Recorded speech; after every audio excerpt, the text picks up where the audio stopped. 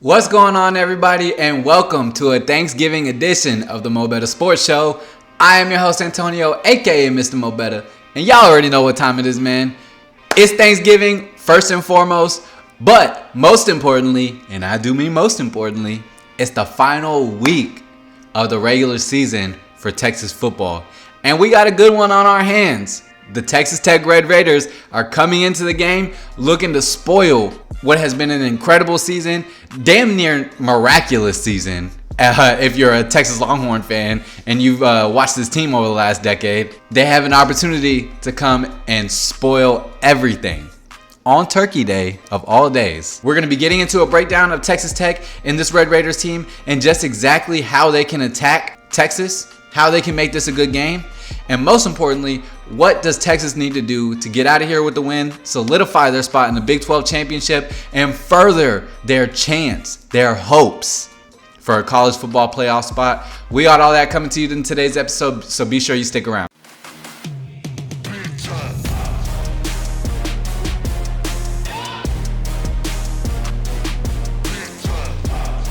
All right, man. We're just going to go ahead and get straight into the nitty gritty. We're going to get straight into what's going on at Texas Tech, what we can expect from the Red Raiders come tomorrow night. Now, look, this is a Red Raiders team that began the season on an absolutely terrible note, right? They start the season 2-3 on the year with some bad losses, man. Some really bad losses beginning the year with a double overtime loss, 35-33 to a Wyoming team who Texas completely handled, even though it took a while to get up out of there. Handled them, got them up out of there, right? But that's not the worst part. It gets worse. You lose in double overtime to Wyoming. Then you got to go play Oregon. You have the game in hand, really. You have a chance to go and win the game and completely blow it. Lose to Oregon 38-30. Then a couple weeks down the line, you go lose to West Virginia, who's not very good team. And these last couple of weeks, the last couple of losses have been really bad too. Kansas State was a 38-21 loss. And then BYU, oh yes, you heard that right. Can't find an offense, can't sustain a drive, can't hit an open target. Keaton Slovis can't sit in the pocket for more than a half second. That BYU beat this Texas Tech Red Raider team 27-14.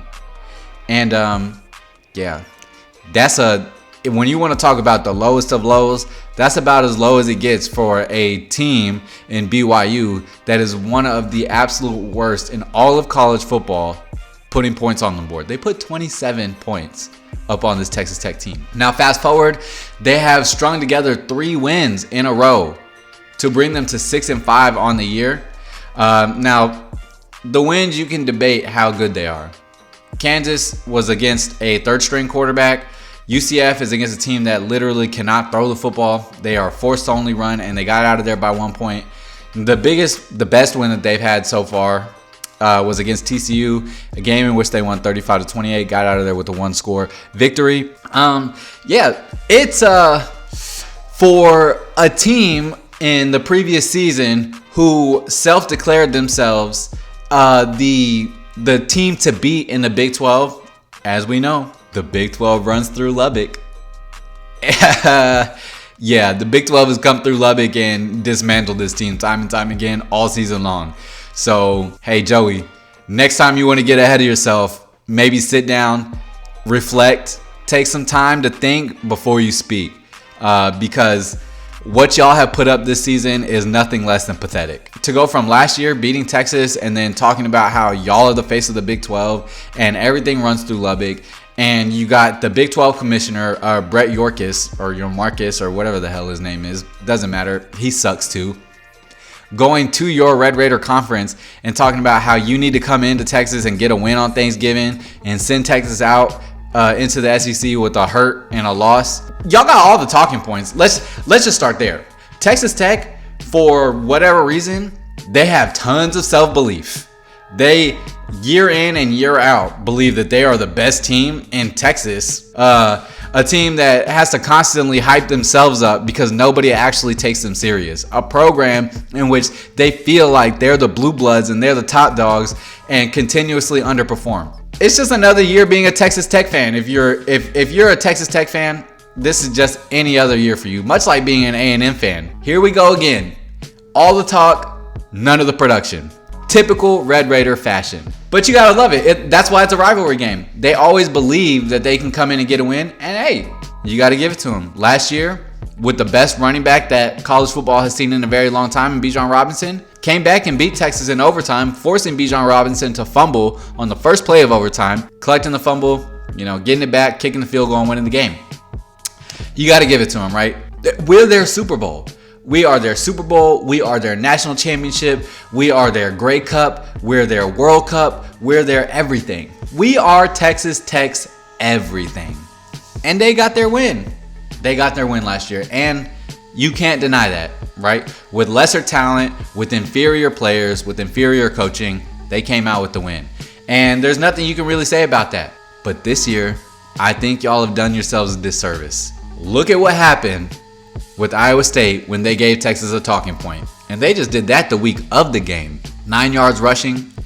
Jared Hutton or Jared Hufford, whatever his name is, dismantled on the field, run through by Byron Murphy and Tavondre Sweat. Defense absolutely annihilated that offense. It was not a performance you want to put up after talking all that shit. Texas has had an entire year to stew on the comments by Joey McGuire, the Texas Tech head coach. You got to strap up them pads and lace them shoes up and go step on that field on Friday. And again, your mouths wrote a check that your asses are going to have to cash. You better be prepared, because you best believe Texas is coming into this game prepared. Even though Texas has talking points, and Sark probably has talking points for this team, there's none needed. We know what's on the line. We know the Big 12 championship is on the line, because there's not a guarantee that we get in if we lose. We know that our college football playoff hopes are on the line, because Ohio State, Michigan, they have to play. Oregon, Washington, they have to play. Florida State just lost their starting quarterback for the season. We got several teams in front of us right now that are going to have to take an L, and one that could potentially lose 2 of the last 3 games in Florida State, right? They have their final game, and then they got to go play their ACC championship game. And odds are they're not going to get out of both of those games with the victory. The doors are really starting to open for Texas to have their chance to move themselves into playoff contention. All they got to do is go take care of business against Lubbock, get to the Big 12 championship, and then, that's a different story. You got to take care of that as well. Much bigger game, much more pressure on the line. But make no mistake, I truly believe Steve Sarkisian is game planning to score 60, 70 points on this team. The defense is bad, and I mean really bad.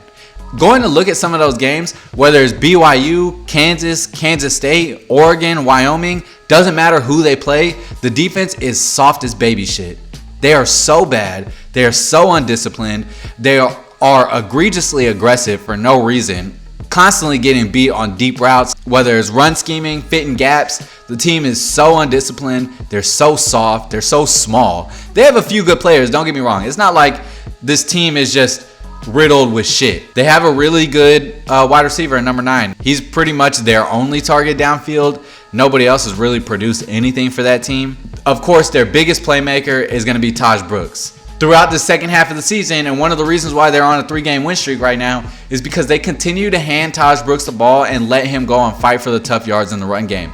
He's a good running back. He's got great contact balance. He's got excellent vision and really good pad height through the hole. He's going to have to play a whole different monster. There is nothing like having to go face Tavondre Sweat and Byron Murphy in the middle of the field. And I got news for you.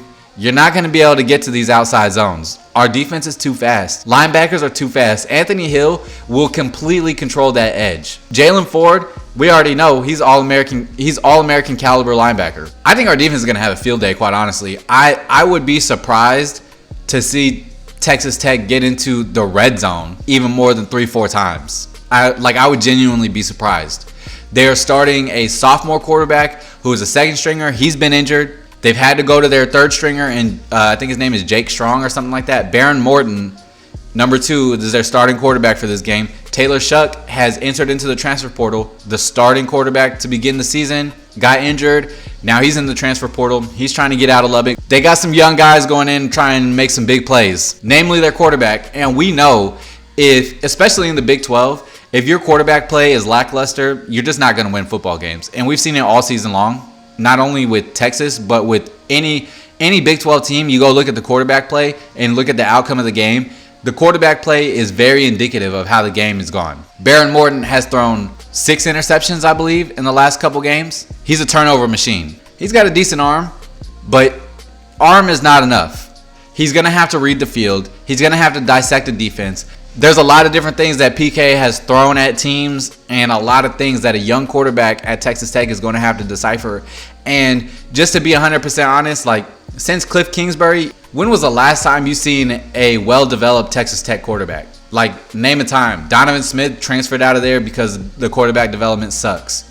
Taylor Shuck is transferring out of there because the quarterback development sucks. Patrick Mahomes never even sniffed a conference championship with Cliff Kingsbury because the quarterback development sucks. Let's just call it what it is, man. The program is just not good.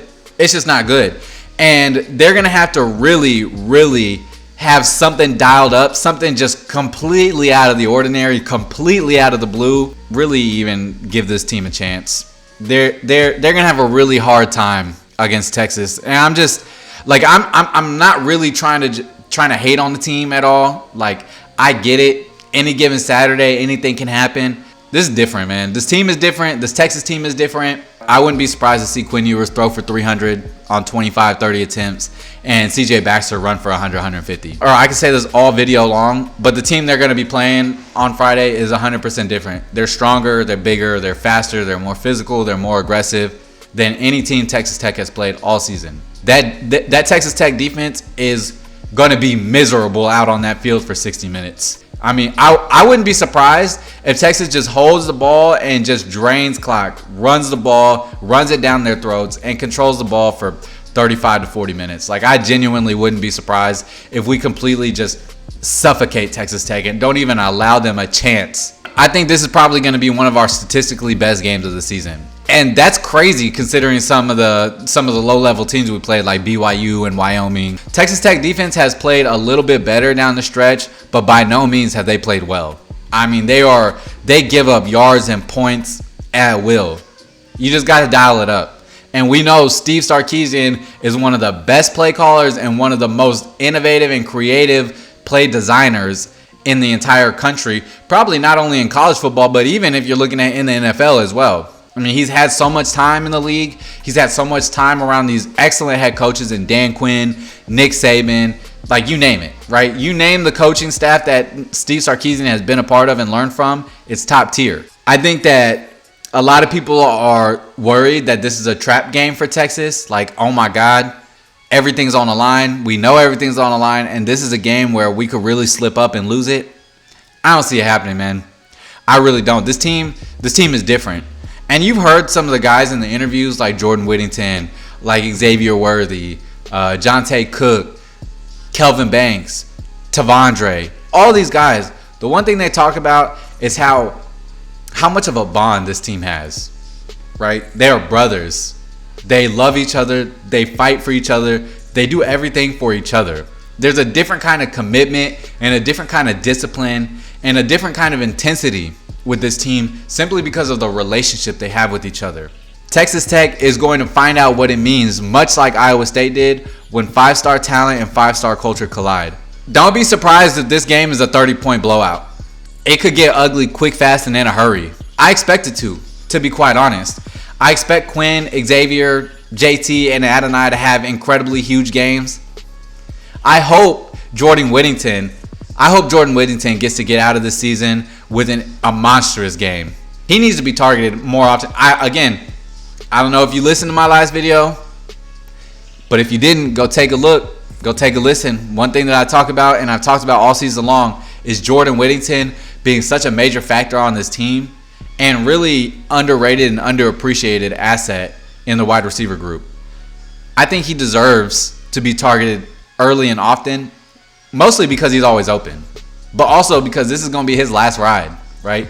Came back to Texas as a senior, didn't give up on football even though he wanted to, And we're on the road to a championship run, which is what he came back for. He's really one of the reasons why Texas has established the culture that it has. Guys like him, leaders like him, on and off the field. He deserves to be rewarded in his last game. I expect this to be a really big game statistically. I'm excited, man. I am excited. Even though this is the last game of the season, and it really breaks my heart. Like, the fact that college football is coming to an end already it's insane. Like, it's insane. It sucks. Waited all year for this, and it's gone in a flash. We got to live it up. We got to enjoy this. Again, like I said last week, I am reveling in this. I am enjoying these moments. I'm enjoying this time watching this Texas team because they are truly something special. 10-1, we have a chance to go to 11-1, secure our spot in the Big 12 championship. We have a chance to embarrass Texas Tech after Turkey Day. After a day they've had all day to be thankful for and eat all the food, they get to go out the next day and get their asses absolutely slaughtered and handed to them. You gotta love it, man. Ain't nothing better than college football. Ain't nothing better. All right, that's gonna do it for me, y'all. I don't want to hold you too long on Thanksgiving Day, so we're gonna go ahead and keep this short and sweet and get up out of here. If you made it to this point in the video and you enjoyed the content, please do me a favor. Consider subscribing. Leave your comments. Tell me what you think is going to happen on Friday. What's everybody doing for Thanksgiving? What's your favorite dish? What are you most excited? What are you most looking forward to?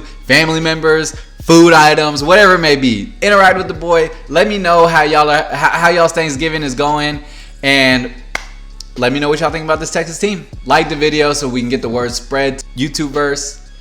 Turn those notification bells on so you never miss an episode that we have coming for you. Because remember, no matter where you look, there's no better place than MoBetta Sports for your latest football takes. I am Antonio, aka Mr.MoBetta, and I am out. Hook 'em, and happy Thanksgiving, everybody. I wish everybody a wonderful and blessed Thanksgiving, except for Texas Tech fans.